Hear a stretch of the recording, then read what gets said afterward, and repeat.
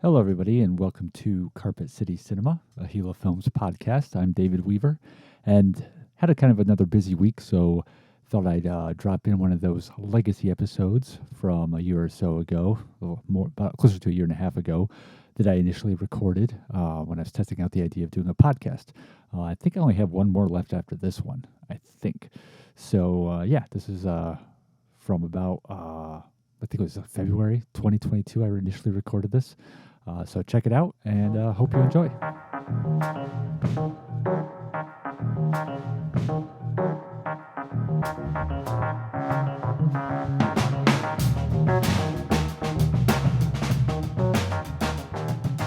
Hey everyone, welcome to Carpet City Cinema, a Gila Films podcast. I'm David Weaver. This is our third episode being recorded on February 7th, 2022, for anyone who's keeping track of such things. And Gila Films, this last week, the name of the game is subtitles. Been busy with proofreading subtitles for The Last Frankenstein, an important piece of finally getting the movie out on VOD and physical media. I had the subtitles transcribed. Is that the right word? I don't know. I'm not going to take time to look it up. By a subtitling company. And they basically offer two services. One is where they actually have an employee listen to the movie and create the subtitles, highly accurate, or a less accurate version, a version 80% accurate, which is done by voice recognition software, but it is a hell of a lot cheaper, under $100. So Davey went with that option for sure, which does require some spell checking in there, especially for some words we made up in the movie, and kind of a it definitely. It's not an insurmountable task to proofread it. It's not, obviously doesn't involve much brain work, but it is more time consuming than I thought. I spent a half an hour, I think it was Saturday or Sunday before dinner, I had a free half an hour and got through 3 minutes of the film. So definitely something we should have done sooner rather than later, but will be a little bit more involved than I expected. But that's the big thing. Again, that and just, as I mentioned before, getting ready for our Albany screening and submitting to some more film festivals. But in the news, what's been going on in the wonderful world of film? Just want to talk briefly about a couple releases that have been announced. Real quick, Paramount is going to be putting out The Untouchables, Brian De Palma's The Untouchables on 4K UHD, which, the Blu-ray that's out now is, excellent. But still great to see that getting another bump. That's one of my favorite all-time films. That's a movie that's just one of those movies you can watch and then watch again a week later. It's just incredibly rewatchable, very entertaining. It's just this great mixture of, everything you'd expect in a box office hit with everything you'd expect in a critically acclaimed film. It's a phenomenal cast, Kevin Costner, Sean Connery, De Niro, Andy Garcia. Definitely, if I had a list of top 100 films, that would definitely be in there. So psyched about that.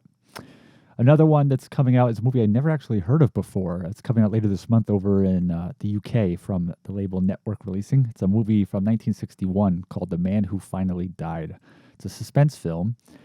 And I just found about this today. It's about a jazz musician played by Stanley Baker, who was a popular leading man in Britain at the time, also came over to America and made some films here. Unfortunately died rather young. He's not even 50. He died in like the mid to late 70s. But he appeared in films like Zulu and The Guns of Navarone. And he plays this jazz musician who receives a phone call from his father, who he had thought was dead, and requires him to travel to Bavaria to look into this. And in Bavaria, they're actually burying a coffin with his father's name on it, so he's trying to figure out what the heck's going on. And aside from the premise, which kind of has some darker tones to its mystery narrative, it also has Peter Cushing in the cast. Definitely a fan of his work, and directed by Quentin Lawrence, who was, the Hammer Films was the number one best known British studio and provider of the horror genre, horror films.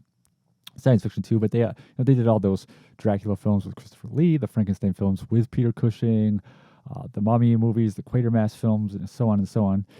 And Quentin Lawrence, even though this movie is not a Hammer film, Quentin Lawrence did direct a couple Hammer films. He did Cash on Demand, which is also a suspense film with Peter Cushing. He did the second of the Blood Island movies, The Secret of Blood Island, and he also did the non-Hammer cult classic British film, The Crawling Eye, which is a lot of fun. So this is definitely something I'd be interested in checking out at some point. And it's always cool when you come across a movie that you never had a history with before hearing of it. But the title I think I'm most excited about that just got a physical media release announcement is the 1957 science fiction B movie The Brain from Planet Eris, which starred John Agar. And it's a fun film. It's John Agar plays a scientist who gets possessed by this literal brain from planet Eris. It's pretty self-explanatory. It just is a giant floating brain with eyes, which possesses him in different times and causes him to have silver eyes and become evil. But the really cool thing here is this is part of the Wade Williams library. So Wade Williams he's still around, but he's a film lover of these kind of classic era, golden era of horror and science fiction. Actually, his interest stretches back to the 30s, all the way up until like titles from the 60s and 70s. And although he made a couple films of his own, what he's best known for is buying up the rights to these B movies over time. And by now, he's in his 70s. I think he's amassed quite a stable of these cult classic movies. He put them out on VHS back in the day. He licensed them to Mystery Science Theater so they could riff them. He put them on DVD through Image Entertainment. But no one had really been able to get access to these titles for Blu-ray release. Kino Lorber came really close to striking a deal with Williams, and he was still willing to allow Mystery Science Theater to put the riffed versions out of the movies they had licensed out on DVD, but no one could get to the actual unriffed real films to put them out on Blu-ray. It was just very difficult in negotiations. And then Film Detective came along and was able to somehow secure a deal. I don't know how they did it because it's really interesting because it's shown a transition in Film Detective. Film Detective was a label that just basically put out, for the most part, it was just like public domain movies. Actually, I think that's all they did on DVD. And then when they started to put out some public domain movies on Blu-ray, but they weren't pressed discs, they were, very common public domain movies like Dementia 13 and The Terror with Boris Karloff. And they, especially those two, they were decent releases, but they definitely weren't anything, to be honest, stellar in terms of their high def presentation. I don't think, to my knowledge, I don't think they really came with much in the way of extras, maybe a trailer or something. They did do the Vampire Bat, a restoration of the Vampire Bat, which was nice, and definitely not a label that by any means I would have thought would be able to crack the Wade Williams code, but they did. They started out with The Other Side of Madness, which was a film that Wade Williams actually did make. He produced about Charles Manson. They've done Giant from the Unknown, Frankenstein's Daughter, which are two of my favorite 50s genre films. They just came out with Flight to Mars. They've announced Monster from Green Hell. So they've just really been on the solid run of these titles. And now, like I said, The Brain from Planet Eris will be coming out later this year. And they've been doing, aside from doing really good HD transfers on these films, they've also been coming with commentary tracks and interviews. I just saw the Frankenstein's Daughter Blu-ray. Had this archival interview with Richard Cunha, who directed that in Giant from the Unknown, and who's made these really fun films in the 50s. If you ever get to check them out, those two. Also, She Demons was another one. So definitely excited about this, and also what else Film Detective will be announcing. There was a rumor a while back that Wade Williams owns pretty much pretty much all of Ed Wood's really well-known directorial efforts. And the word on the street a while ago was that Film Detective, with the exception of Play 9 from Outer Space, would be putting all these out too. So we'll see. That hasn't been confirmed yet, but here's hoping. So those are some of the highlights for physical media announcements this past week. But turning to people we've lost recently, starting off with Robert Wall, age 82, the martial arts film actor. Wall was a real-life martial arts expert, a black belt. And he was friends with Bruce Lee and Chuck Norris, and through his relationship with them, appeared in a number of their films.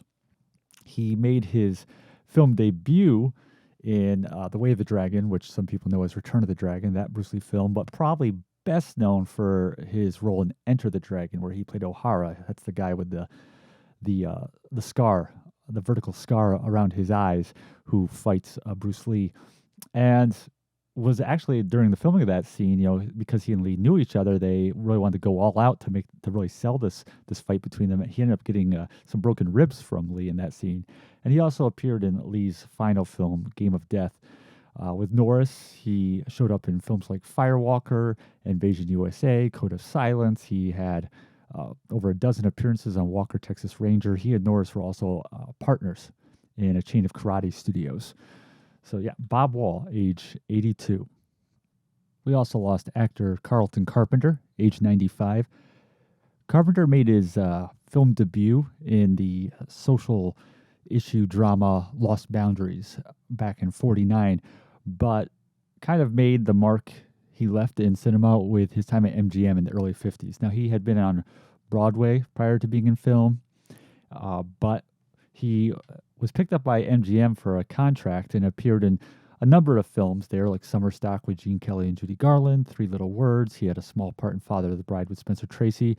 But the thing that really kind of got some attention to him was when he appeared alongside Debbie Reynolds in a film called 2 Weeks with Love. Now, the stars of that film, this is a 1950 movie, were Ricardo Montalban and Jane Powell.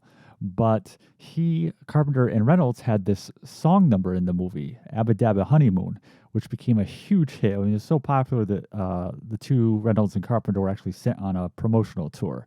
And so that definitely elevated his profile. He was able even to get a couple starring roles. Probably the best known one is Fearless Fagin, which is a 1952 film comedy where he's paired with Janet Leigh, based on a true story of sorts, I guess, about a guy drafted into the army who decides to bring his pet lion along with him. And he continued to act throughout the 50s, a lot of television work after his time at MGM, and he continued to do Broadway throughout his career, even into the 1990s. One of his last movie roles to horror fans is he had a small part in the 1981 slasher movie The Prowler. But he also was a mystery writer. He was a songwriter. He published a memoir. So just a man of many talents. But Carlton Carpenter, age 95. Also passing away was actor Pete Smith, age 63.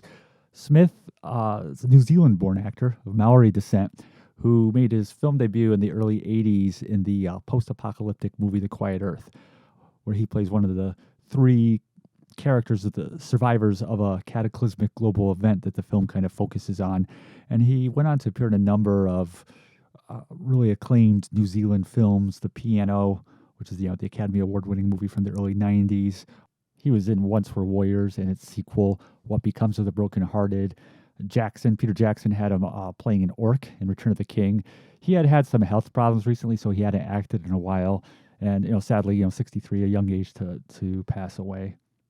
But definitely did appear in a number of really well-known films from New Zealand.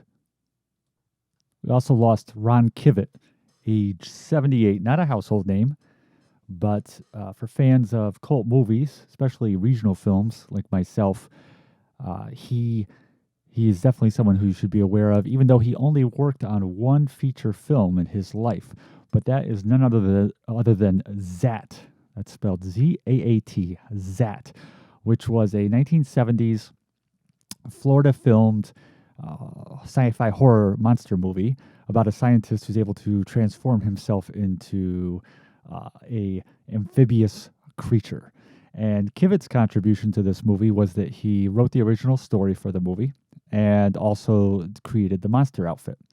And the movie gained a new level of infamy when Mystery Science Theater riffed it under an alternate title, Blood Waters of Dr. Z. But yeah, definitely R.I.P. to Ron Kivett. Like I said before, I'm a huge fan of regional films, and Kivett was a native of Florida, where this movie was shot. Heading over to Europe, Italy, we sadly lost an actress who some had dubbed the Queen of Italian cinema, Monica Vitti, age 90, who really came on the scene in the 60s with a number of starring roles, collaborations in films by the famous Italian filmmaker Michelangelo Antonioni.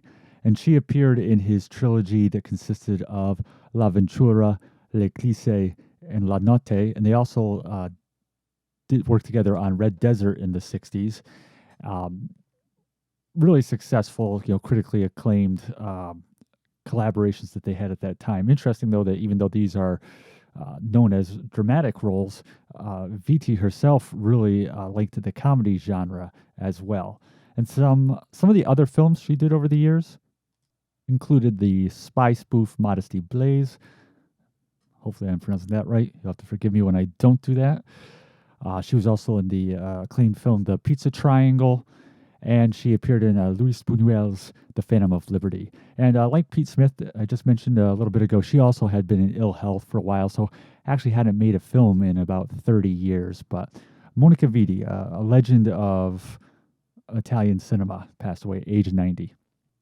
And last, we sadly lost actor Paul Kelman, age 72. Kelman was born in England, but his career was in Canada. I don't know if he was, Canadian by ancestry and just was living in England, but he made his film debut in the 1971 Canadian prison film Caged Men. Went on to do a couple of guest spots in the mid-70s and early 80s, and then he got the role that he's really well known for, especially for horror fans, and that is My Bloody Valentine, which is considered by many, including myself, to be the definitive Canadian slasher.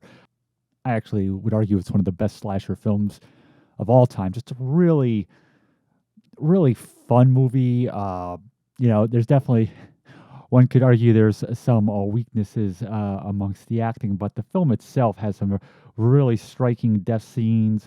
It's got this great feel for location. It takes place in a mining community up in Canada. Just a really entertaining film. I just revisited it the other night with my sister, and that's actually, I was just reading about the film afterwards, and that's when I stumbled across the fact that Kelman had just passed away. Kelman played TJ, though, in the movie, which is one of the two male leads. Really the star of the movie. That's the character that, if you are familiar with the remake that came out about 10 years ago, that's the role that Jensen Ackles from Supernatural played.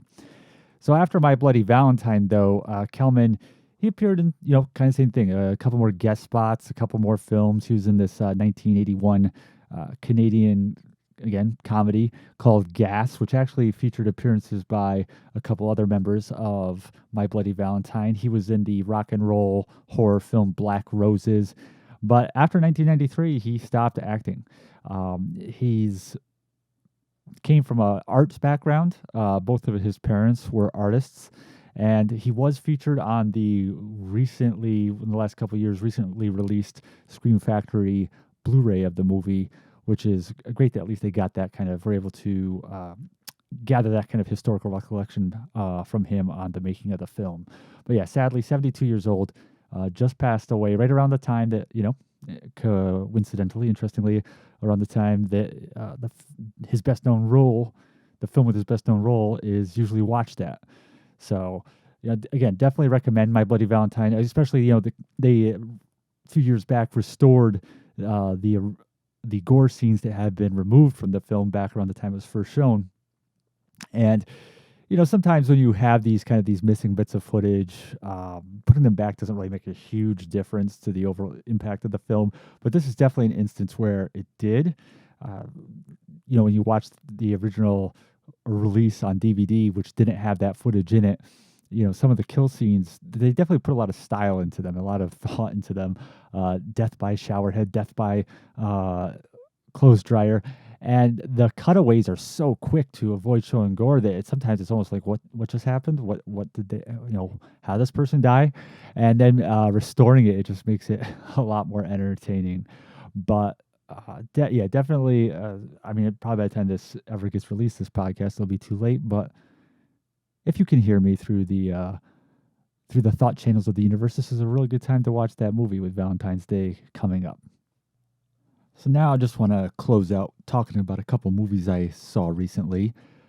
The first of which is the 1963 film Captain Newman, MD, which stars Gregory Peck. It's his first movie after To Kill a Mockingbird, first movie that was released after that, which was the film that won him his only Academy Award. He won for Best Actor. And this movie is set in during World War II, kind of like the late days of World War II, at a stateside Air Force base, where Peck plays the title character who oversees the psychiatric unit at the base hospital. And the film follows him as he deals with a number of patients, as he uh, struggles against the brass who put an emphasis on returning the soldiers who are being treated back to duty, as he deals with the shortage of staff in his unit. And it's a mixture of comedy and drama. One of the big selling points about this film is its cast. I mean, it's got a really top shelf cast. Tony Curtis, who I'm a big fan of, and pretty much a complete comedic role, plays Jake Leibowitz, who's the orderly that Peck manages to corral into helping out in his unit. Angie Dickinson, another performer that I love a lot, plays the nurse in the unit. That again, Peck's character, Captain Newman, is constantly short on a qualified personnel, so he's finding ways to finagle, lure people to help out in his unit. And so Dickinson plays the nurse who comes on over to be with him.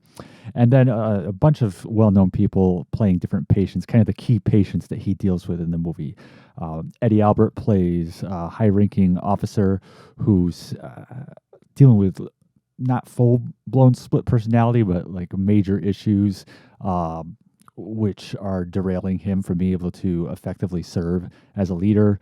Robert Duvall, in one of his early roles, plays basically a catatonic patient who was found hiding out in occupied territory after his plane crashed, and he had been there for a year, and he hasn't come out of his shell.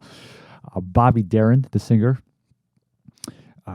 plays another reluctant patient, actually, who's in a different part of the army base, in a different part of the hospital there, who's basically repressing a situation that he's gone through in combat, a traumatic situation, and trying to hide his issues with alcohol and levity, but who Peck knows has gone through something serious.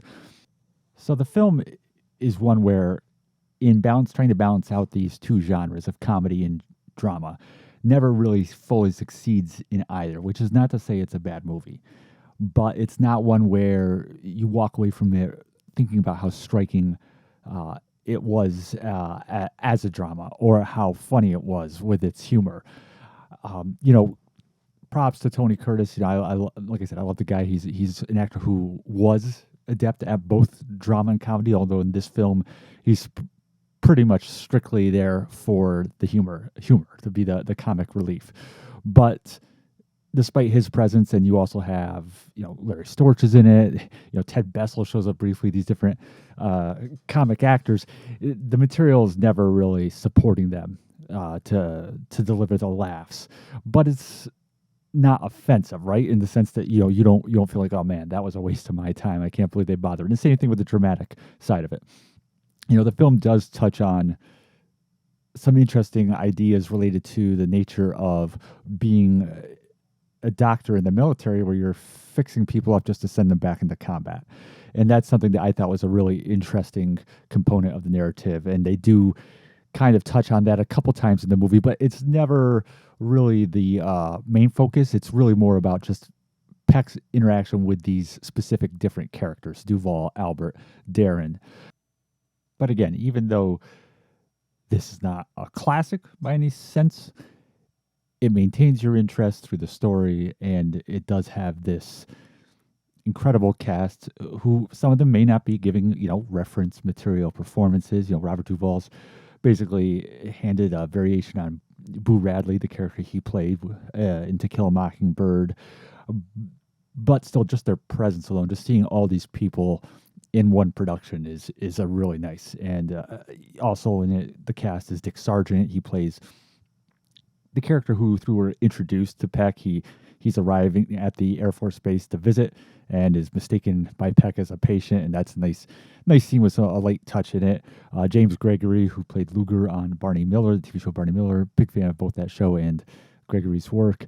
You know, plays a very, a very distinctly Gregory type character as the military officer in charge of the base, and does a good job there. And like I said, even small parts. Paul Carr, who was a character actor in the '60s and '70s, who was in a lot of Jerry Jameson's films, genre films, and exploitation films in the '70s. He has a small part in it. Jane Withers, the child actress who transitioned to adult roles, plays one of the nurses. Vito Scotti, the definitive Italian character actor, plays an Italian POW who ends up at the base. So just again, you see all these people in the film, and the narrative, never really causes you to lose interest. So even though it doesn't necessarily break any new ground, blow you away in terms of what it's presenting you with humor, drama, it's an inoffensive watching experience. It did actually get 3 Academy Award nominations. Darren earned a Best Supporting Actor nomination for his role, and definitely acquits himself well. There's a whole scene where he's put under with medication to kind of relate what he went through, and definitely does a solid job with that. It was the only time he was nominated. The screenplay by the real-life married couple Henry and Phoebe Ephron and also Richard L. Breen wrote it with them. That was nominated, as well as the sound. Now, the basis for the movie was actually a novel by Leo Roston, and it was based on a real-life doctor named Ralph Greenson, who actually became well known in his field and had a number of celebrity patients, including Tony Curtis, as well as Frank Sinatra and Marilyn Monroe. And he was instrumental in associating PTSD with wartime experiences. And I kind of wonder, the film, it's, when you watch something like MASH, the movie or the show, and it's set during the Korean War, but it's an allegory for the Vietnam War. But this movie, it comes out in '63, so it's kind of like we're just December '63, so we're getting involved in the Vietnam conflict. But I'm kind of curious, was anything like that on their minds when they made us? Because I'm not knowledgeable enough in history to know where we were in terms of the Vietnam combat, and we had just obviously come off the Korean War in the early '50s. But I just wonder how much that was on their mind, the idea of servicemen in the '60s basically being sent off to these traumatic experiences, injured, mentally crippled, emotionally crippled, and having to be just sewed up and sent right back in. It was a different time in the early '60s in World War II when it takes place. World War II is kind of looked upon as, if there is such a thing, a just war, because there was this very obvious force of evil that people were fighting against, whereas later conflicts, Korean War, Vietnam, and such, were much more morally dubious. And so this film's tackling of this subject matter of the wounded needing the psychologically wounded needing treatment, and possibly that treatment only serving to put them back in harm's way. I wonder, as they explored this topic, how much more recent conflicts were on their mind as opposed to World War II when it was set. I don't have an answer for that. It's just me wondering aloud. But it did something that struck me. And if it had been made a few years later, I think I would have feel more confident being like, oh yeah, this is really kind of an allegory for Vietnam. But like I said, this was '63 that it came out. So I don't know the filming dates. It may have even been filmed in late '62 and the early '63. I'm not sure. So I'm not really certain, if those more recent military engagements were on their mind. I was looking at my library of film books and, pulled out Tony Curtis's memoir, American Prince, which he co-wrote with Peter Gullenbach. And he does talk briefly about the film. I'll read you this real quick. He has less than wonderful things to say about Darren, but he says, quote, "In 1963, I had made a film called Captain Newman, M.D., about an army psychiatrist played by Gregory Peck. My character was a neurotic orderly whose antics forced Captain Newman to pay attention to his patients. It was a great part, Angie Dickinson played a nurse assigned to the ward, and Bobby Darin played a shell-shocked airman. He gave one of the worst performances I ever saw, and to my astonishment, he was nominated for an Academy Award for that picture. To this day, I can't understand how that happened. Go figure that one out. End quote. I wouldn't be that hard on Darin myself. I thought, I don't think that it burned itself into my mind, his performance. I thought it was solid, and especially coming from someone who, even though it wasn't his first film, is better known as a singer. I don't know, maybe Tony was having a bad day that day. I don't know. Curtis himself, was only nominated once for the Academy Award for The Defiant Ones, which was a few years prior to this for Best Actor. Now, the movie was directed by David Miller, who is one of those directors who never quite got his name up to that upper tier of directors, even though he was responsible for several well-received, solid motion pictures that he helmed. Lonely Are the Brave with Kirk Douglas, which I believe Douglas referred to as his favorite film of his own, and that was actually the movie that Miller had directed just prior to this. Midnight Lace, the Doris Day, Rex Harrison suspense film. That's a good movie. Sudden Fear with Joan Crawford and Jack Palance back in the 50s, which received a couple nominations. Again, another suspense film. And he had worked in other genres too. But he worked at studios. He worked with A-list actors and actresses. And a few of his movies, like I said, definitely have a solid place in film history, but he never quite got to that top level in terms of a reputation. And I was looking at his filmography, and he's pretty consistent, with his directing. Comes out with a movie every year, every couple of years, and then it was 5 years, I noticed, after Captain Newman before he directed another movie, which was the 1968 Vince Edwards spy film Hammerhead, which seemed a little strange because Captain Newman was multiple Academy Award nominations, and so I looked into it a little bit, and I was actually something I came across something I had no knowledge of before, which was that the reason there's a 5-year gap in his resume is because he had an unfinished film in between. So apparently in 1966, he re-teamed up with Peck to make a movie called The Bells of Hell Go Ting-a-ling-a-ling.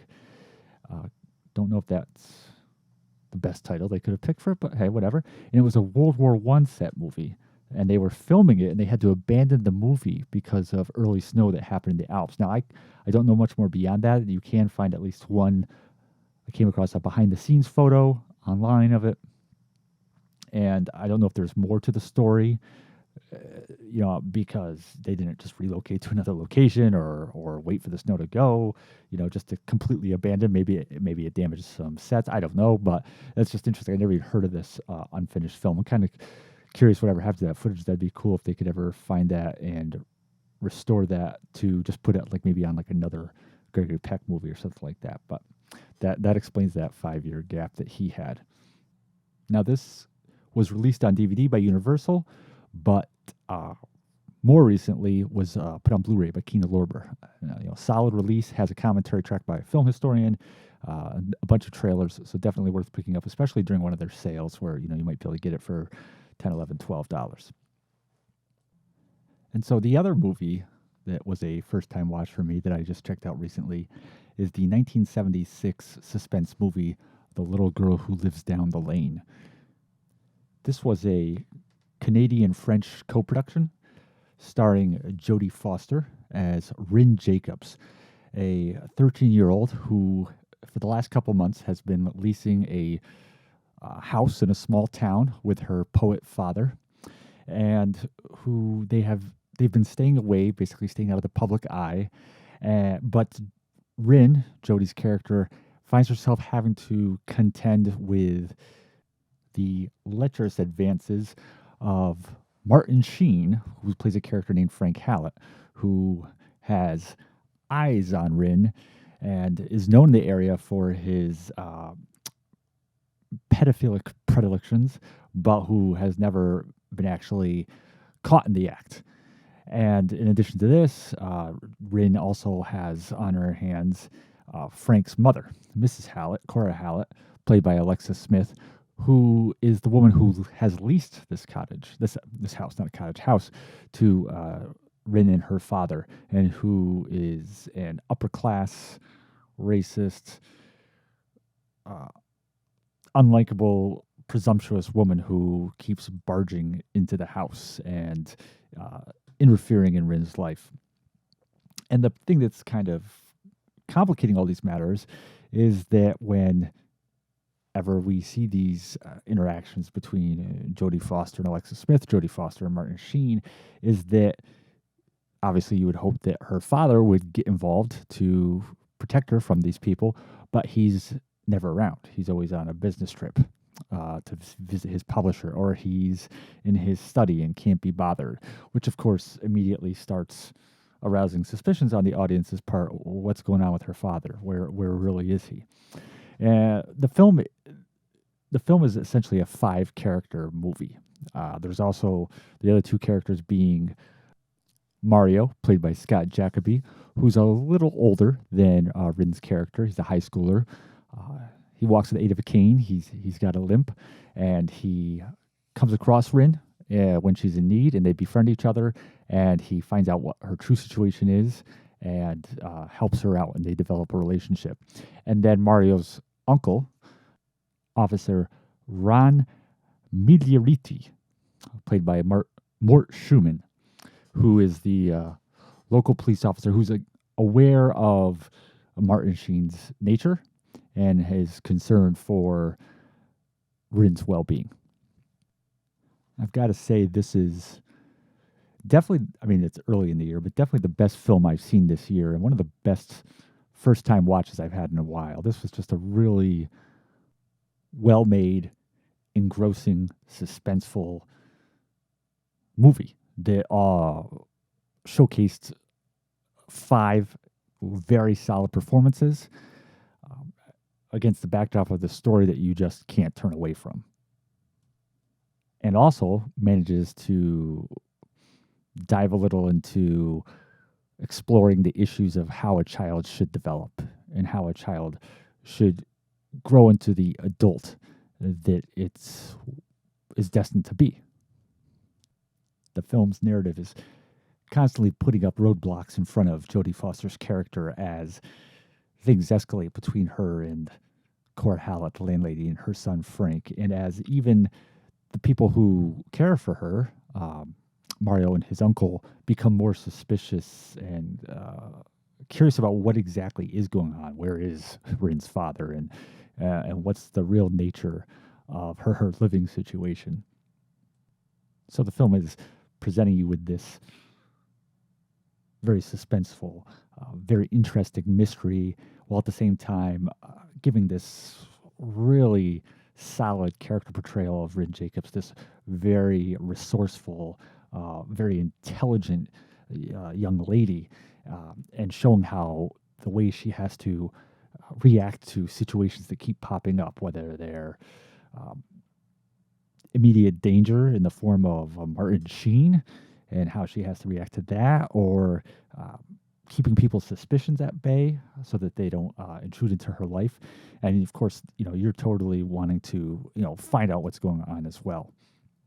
And you could maybe argue that around the 2/3 mark of the film, which is about a 90-minute movie, that maybe the pace lightens up a little bit. Things maybe slow down just a tad. Really, when you take a step back and look at the movie as a whole, I mean, it's just this constantly engaging mixture of mystery and suspense, with that as the kind of like the framework. That's the skeleton of the movie, but there's also some of the meat on the bones. Is really this really interesting exploration at times of, like I said before, how should a child grow up? Because as you find out more about the film, and I'm not going to get too much into spoilers into this one because I really would like people to check it out, but there's basically these different ideas presented of how a child should develop. There's, on one extreme, there's kind of the idea that society just wants to order kids around, pressure them into being what adults think they should be, not really take into account their individuality and their personal desires because they're so young and they're kind of dismissed. And to a degree, Alexa Smith's character kind of represents that.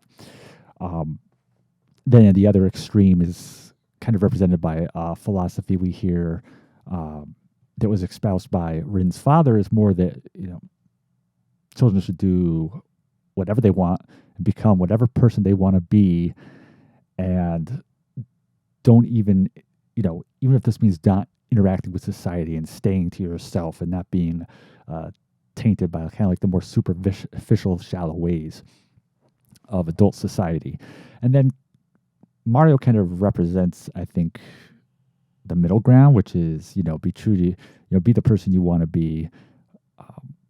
Don't think that, you have to just be whatever adults expect you to be, but also it doesn't mean you need to cut yourself off completely from society. And it's, again, I think that the director, Nicholas Gessner, didn't want to really look at this as a genre film. I believe there's an interview where he didn't really think of it as a suspense film or a genre film, but it is. It totally is. First and foremost, this is a suspense mystery film and excellent at delivering those goods. But it does also, to Gessner's credit, it is also a really strong character portrayal, and does at times manage to dive, explore these kind of topics a little bit, but while never letting off what it is, never abandoning its nature as this suspense and mystery film, which is very engrossing. And credit to the cast. I mean, like I said, it's basically a 5-character piece. And I mean, it's not just, there are some other characters you see, like townspeople, basically extras and stuff, but it's really about these 5 characters and, solidly performed. I've always been a Jodie Foster fan, whether it's her child acting era.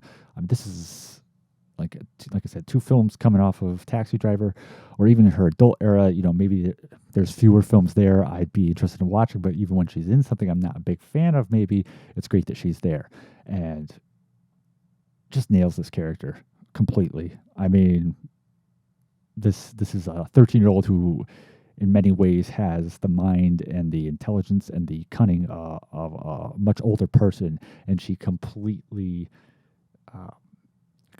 pulls off presenting that mixture of youth and yet adult intelligence. And just the way they even styled her in the film. I mean, it's a wig she's wearing, but like just the hairstyle they gave her and some of the clothing they put her into. She's kind of goes throughout the film a lot in this.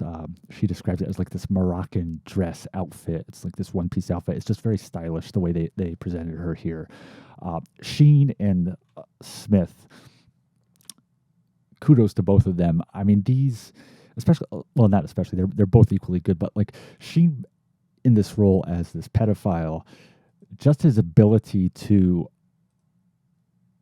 on just a second instance, to change his performance from going to being a predator to trying to hide his true nature. There's a scene where he, at the beginning of the film, where he kind of first interacts with Ray. It's at Halloween time, trick-or-treating, and he comes over, and you can tell he's kind of trying to slowly put some moves.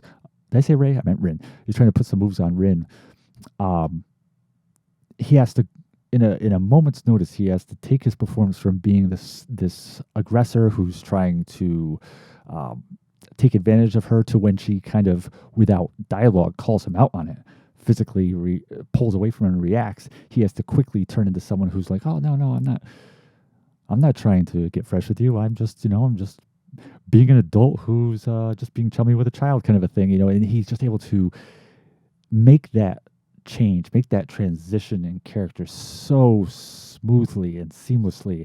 I mean, just it's a really very nuanced performance that he just delivers so successfully. Strange thing is, I guess when he wanted to get involved with the film, he actually wanted to play the role of Mario, and the director, I think it was, had to tell him, well, you're a bit old for that. I don't know what he was thinking. That would have been insane for him to play that character. But I mean, just his voice. I mean, I love that. Sheen's voice, again, like Jodie Foster, just his physical presence in the movie, just really, really excellent performance. Alexis Smith as his mother. I love that she's cast in this movie because it's always interesting to see someone in her who was more established in a different period of filmmaking history, showing up in a later period of film history, by which I mean, Alexis Smith was a studio actress. That's what she was known for. She was at Warner Brothers back in the 40s. She was a leading lady. She was in, really well-regarded films like the George Gershwin biopic Rhapsody in Blue. She was in the Errol Flynn's hit film Gentleman Jim. She did a couple films with Bogey. And then, after she left Warner Brothers throughout the 50s and 60s, she was doing stage work, TV, still continuing to act in movies, but, not quite at that same level of recognition or prominence as in her studio contract days. But now in the 70s, she kind of resurfaces in these films like this or the film Once Is Not Enough, the Jacqueline Suzanne adaptation. And these movies are very, Little Girl Who Lives Down the Lane is a movie very much of its era. It's dealing with topics they wouldn't even addressed like this back in the 1940s. And yet she has this prominent role, delivers an excellent performance. So it's just great to see this person who was part of the studio era in all these, acclaimed movies, now working at the same level in the post New Hollywood era, in the era of independent films, and an era where there could be more explicit content, so you could explore topics that you couldn't have before.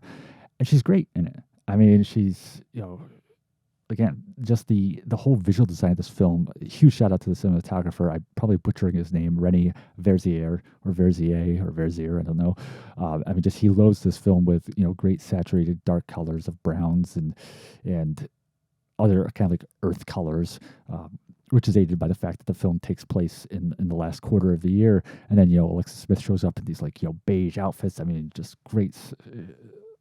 She still looks like she just came away from the studio's makeup department.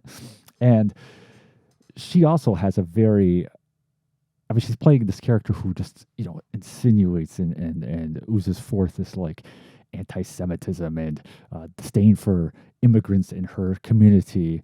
And again, just a really nuanced, a really effective performance, really understands that character. An interesting parallel to the way Martin Sheen delivers his performance. It's, I'm kind of giving some of the same comments for both of them, but that's fitting because they're playing mother and son. And interesting of note is the fact that they never share a scene together in the movie. In fact, all of Alexis Smith's scenes in the movie are just with Jodie Foster, but they still, it's interesting that they still kind of deliver these kind of similar performances in a very good way. It's an interesting touch too with their characters. They both deliver the same line.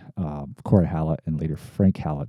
They both deliver the same line to Jodie Foster, which is, look at me when I'm talking to you, which I thought was a nice touch that they later in the movie they have Martin Sheen say the same thing to her, kind of showing that shared mindset. Scott Jacoby, who prior to this had won an Emmy for the TV movie That Certain Summer, which was a groundbreaking movie in terms of positive portrayals of gay relationships. He's solid as Mario, gives a good job there. I've seen him in other stuff. I just relatively recently watched Bad Ronald, which is that cult classic 70s suspense horror film in which he plays the title character, the boy who lives in the walls of a house. And I believe he did some music at this time and pretty much stopped acting after the mid 90s, I believe. But, he's good as Mario, definitely solid. And, props to Mort Schumann, who plays his Uncle Ron, the police officer, because Schumann this wasn't his only acting gig, but he was really, what he was known for was being a songwriter. And he co-wrote such, hit songs as This Magic Moment and Viva Las Vegas. So really successful in that field. Sadly, died very young. He died at age 52 in 1991. But, really just a really natural, good performance as the police officer. Such a good movie. Definitely recommend it. A really strong presentation of a chilling, intriguing, suspenseful mystery brought to you with a strong visual sense, really good performances, really interesting characters, just, solid across the board. Really, really, really good film. Scorpion released this on Blu-ray stateside through Kino Lorber. And it was also released with the same transfer in the UK by Signal One Entertainment. And I got both releases because I think that, it's definitely worth having because of the different extras they have. The US Blu-ray has a commentary track with the director, Nicholas Gessner, whereas the UK Blu-ray has a commentary track by Nathaniel Thompson and Tim Greer. And Nathaniel Thompson, he does a lot of commentary tracks with Howard Berger, really solid film historians. So definitely, if you're into this film as much as I am, worth picking up both copies just for those different historical outlooks on them. So I think that wraps it up for this episode of Carpet City Cinema. Thank you for tuning in, and we will be back next week.